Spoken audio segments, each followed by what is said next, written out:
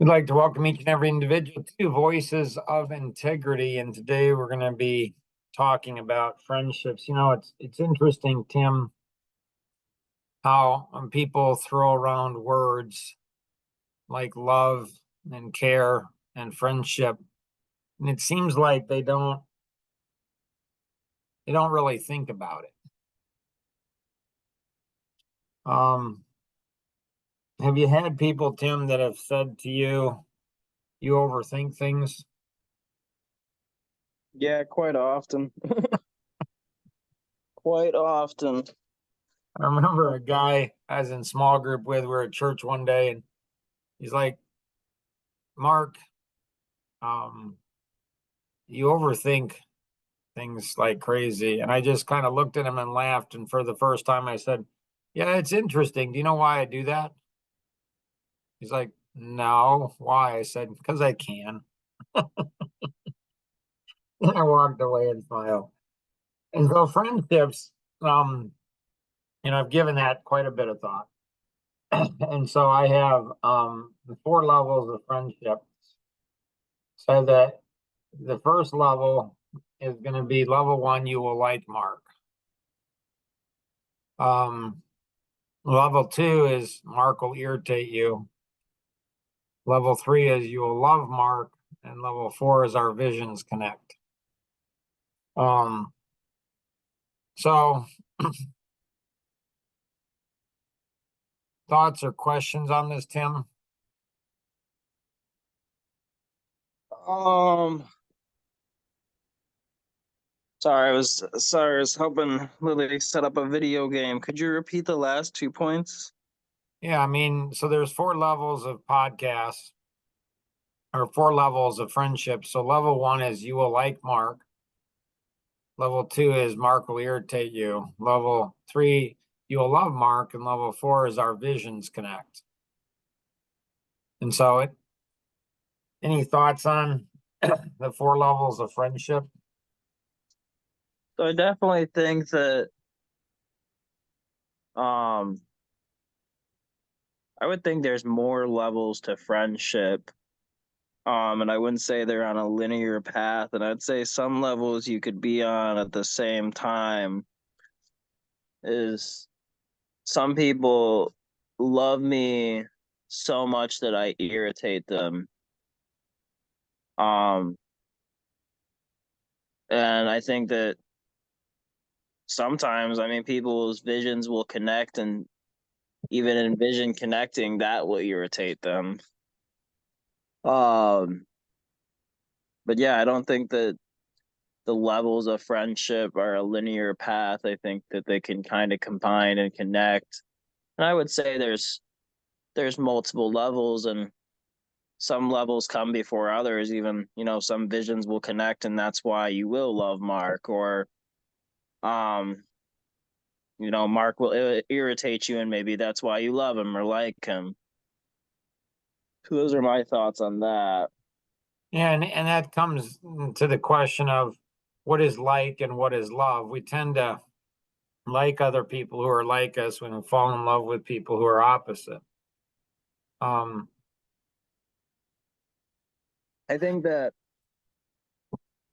I think liking someone is creating the idea that that person can be in your life, and then loving someone is sacrificing a lot of the things that have caused you hurt, or even greatness in life. You sacrifice things for that person. And so, liking someone is the ability to have them in your life. Loving someone is the need to have them in your life, the extreme want to have them in your life, that you want to build a future together. I mean, there's love outside partner relationships. There's love for people. um I always say, I love somebody, but then there's I'm in love with somebody. I think there's the two differentials. I mean, sure, there's more, but loving somebody is having a very deep appreciation for that person, and who they are as an individual and what they tend to do in life is, I mean, like you can oftentimes say, I've heard it a lot growing up, is I love you, but I don't like your actions. Um, What's interesting, Dave Libby on the 4th of July, probably 25 years ago, at the end, we were walking out and out of fireworks, and he said, "Mark, you're very different than other people." I'm like, okay, what do you mean? he says, you know, you love people, you just don't like them. You said, I like people, I just don't love them. And I got it. And so, and what did you get about that point? um, like I don't like being around people. Like it's interesting because my youngest brother, Uncle Ken, he went ahead and we're talking about this on a podcast, on a Saturday podcast, and it and he went around the virtual room and he asked everybody, you know, do you want friendship? Do you want more friendships? I forget the exact answer, but or question. Do you want more friendships? How do you value friendship? What do you value in a friendship? Whatever. And at the end, he asked me, "Do you want more friendships?" And I said, "No." I'm the only one who said that. And so I don't like people. Why not? They bug me. Why? Because it's like they have all this potential and they're not using it, which is fine, but it's like they don't care. I think realizing at the age of 8 that I was average or below average, I think it irritates me more when I see talented people. People are, from my perspective, a lot smarter, a lot more talented, a lot more gifted than I am. And they just waste it. It's just a waste. It's like wrong. It's like morally wrong. And so like I walk into a room and I can just feel the energy of everybody. And it's like all these people are amazing, just amazing, but they're putting on acts, you know, they're they're being imposters. It's like it just hurts me. So I don't like being around people because I see their potential and I want to help them, but they don't want help. They're happy where they're at. I mean, they might complain about it all the time, but they're still happy. They don't change. And so, like he saw something about love, Dave saw something about love that very few people do. So he could see where, you know, like friends aren't honest with friends. They just aren't. As a general rule, they're not. They care more about the friendship than they care about the person. They're not going to say something that's going to put the friendship at risk. They just won't. Why? I think it's because they don't have very many friends. And when you look at social media, Tim, like we have all these connections, all these opportunities for what? For superficial friends. So you just I think lose one, you get another one. I think that's the difference between having a lot of friends and not having a lot of friends is I when I had a lot of friends, they were very superficial relationships, very small, wouldn't tell the truth to them, kind of felt the need to keep them around. And within I would say the last month, the last 2 months, I've had a purge of friendships where I just got rid of the superficial relationships, the ones that I didn't think that I needed around, the ones that I didn't think brought me much benefit, where I knew they wouldn't tell me the truth or they wouldn't respect my boundaries. And a lot of them, especially being a large group of female friends, losing those because, getting into a relationship, I didn't feel the need to keep them around. I didn't feel there was any benefit to my life, any benefit to their life. or any benefit to my future. And so now I have a small group of friends, and with having a small group of friends, I will tell them how it is. Like, if they don't like it, then they don't have to be my friend. And I think that's the cool thing about the people in my life is the people that I have in my life currently, I'm going to tell them how it is, and I expect them to tell me the same. And if that's not something they're willing to do or something that hurts them, then they don't need to be in my life. It's interesting because there's only one person that's ever happened in my life where I walked away from that friendship. I'm not saying I shouldn't have done it earlier, but it's interesting because I don't. But people walk away from, from me a lot. And it's interesting because Rosanna, like when Jim Bontrager and Dave Ron, when they kind of just left, she said, I hurt for you. And I'm like, why? She says, because they were such close friends. I mean, you golfed with them, you hung out, you went kayaking, you did all these things. I'm like, uh-huh. And I mean, but they both brought me so much value. I mean, Jim Bontrager, he says, I understand now, Mark. He did this cool video for me as a gift. He also said that, God offends the mind to reveal the heart. And so when you say something to a friend, it's like, depending on what you say, they'll probably not be your friend anymore. And we judge that. Like well, I'm not going to say this, or I'm going to say it in a certain way or whatever. But Jim said, he says, I now understand why you don't mind people leaving like you. Like you don't mind so when they left, it's like, okay, they left. I mean, I miss them both. I do. It'd be fun to have them in my life, but whatever. And but I said, why? He says, I know why you don't mind when people just leave. When you have friends that just leave you, they're gone. And he's like, I know why that is. I said, why? And he says, because you invest so much into people, and just so much into people and your friends that when they leave, you're just like, I can probably go ahead and replace them with two or three other friends, like two or three other people. Like there's this new young woman, Andrea, and I've had, I don't know, three phone conversations with her. She did a podcast on balanced life. Met her through interviewing her for a position with a client. And she got a higher position, a higher job offer than she went in looking for a receptionist, and she got an administrative assistant. She got a higher job, and she's very shy, and but she's different. I don't know, she's just really interesting. And so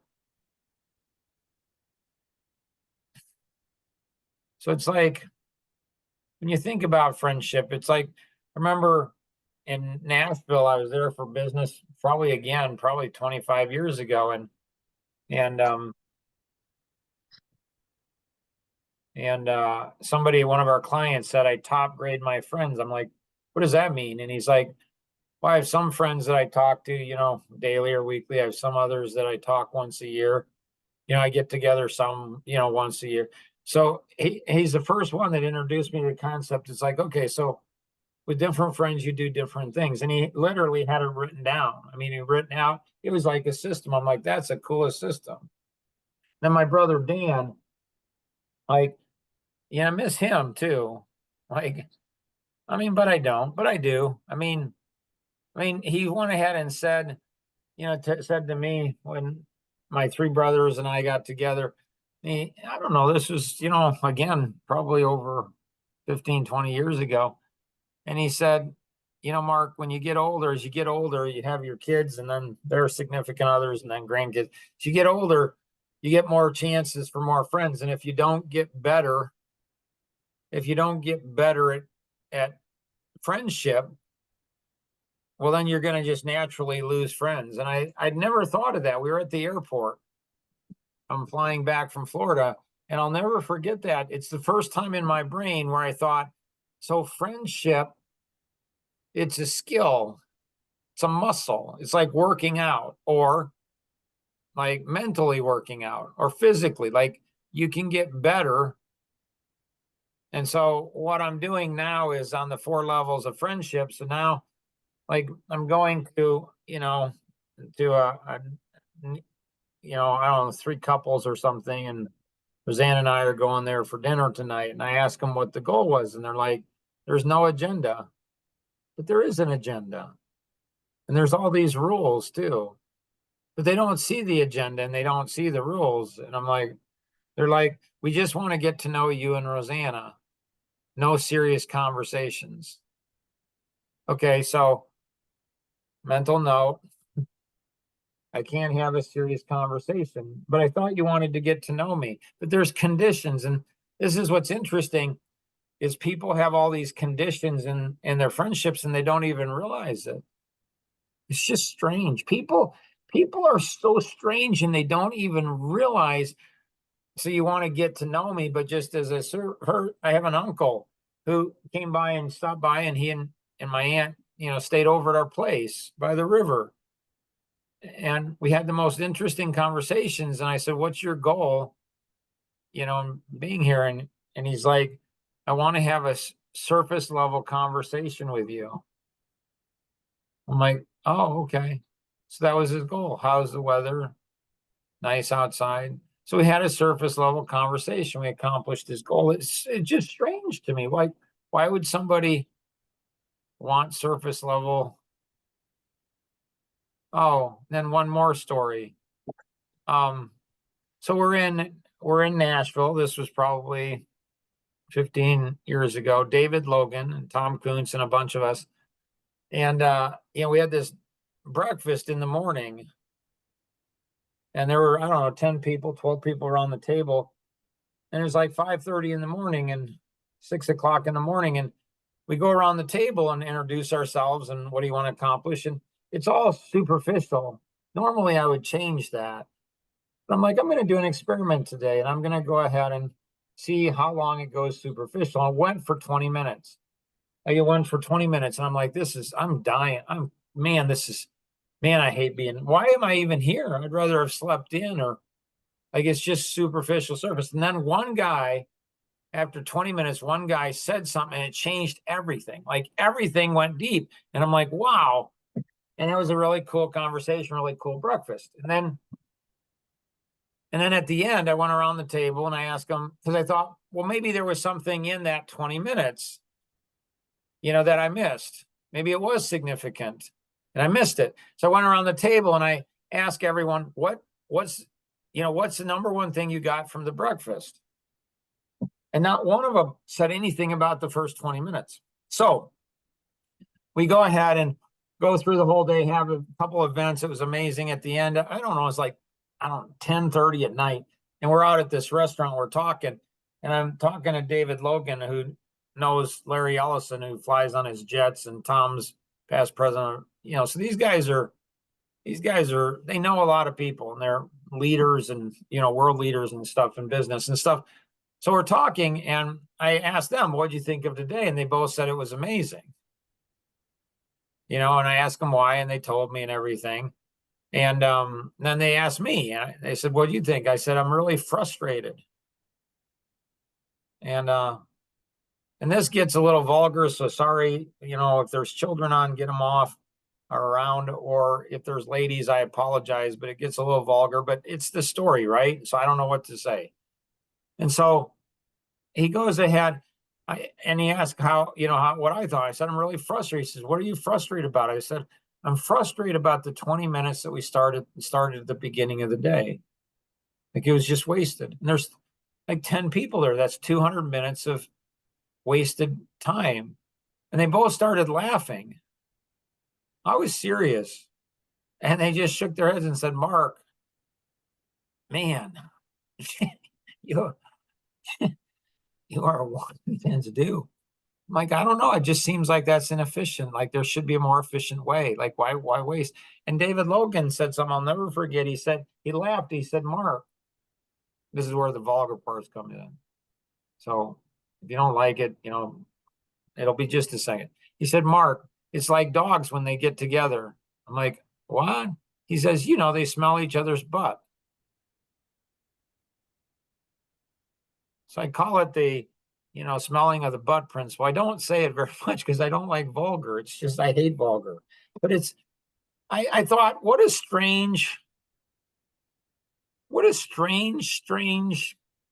thing for human beings to do. So, this friendship, the different levels of friendship, you can click on here for additional levels. And so, so I'm going to answer questions like, here's an interesting question. So Mark, tell me a little bit about yourself. So I share that. And then how long you've been married, and I can share that. But a deeper question would be Mark, are you happily married? Like 39 years of marriage. It's like, are you happily married? So here I ask questions. I say, here's a surface level question. If you want to ask a deeper question, ask a deeper question.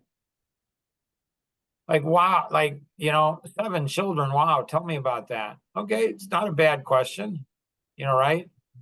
How about tell me the hardest thing about being a parent to 7 children? Ooh, that's a deeper question.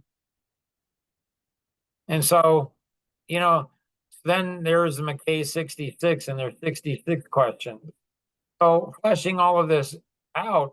And when I say people like me, there's some that just don't. I walk in the room, they immediately, there was a story of Maggie Todd here where I just walked in and she didn't like me. And she's a Christian, so she's supposed to be nice, but she didn't like me. Just instant. I just walked in and she just didn't like me. And it took me 5 years to tell me. I knew it. I could feel the energy. So this has been good. Any closing comments on or thoughts on friendships? Just kind of going over on back on the overall points of like people need to stop getting superficial friendships and trying to fill the void in their heart and kind of create the best friendship with yourself because in the past I had a lot of issues with not respecting, not giving my partner at the time the love and respect that they deserved. And maybe it wasn't right time, right person. But going into a new relationship,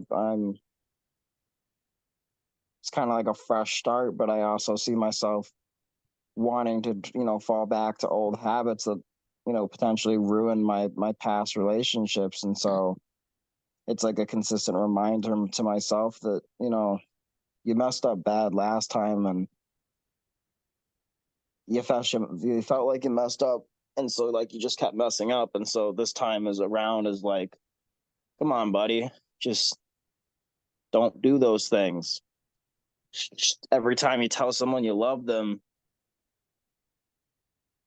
I don't think I've ever actually truly loved, and falling in love with someone, sacrificing things that seem so small to the rest of the world, but for someone like me who's used these outlets a majority of my life to, I guess, protect myself, and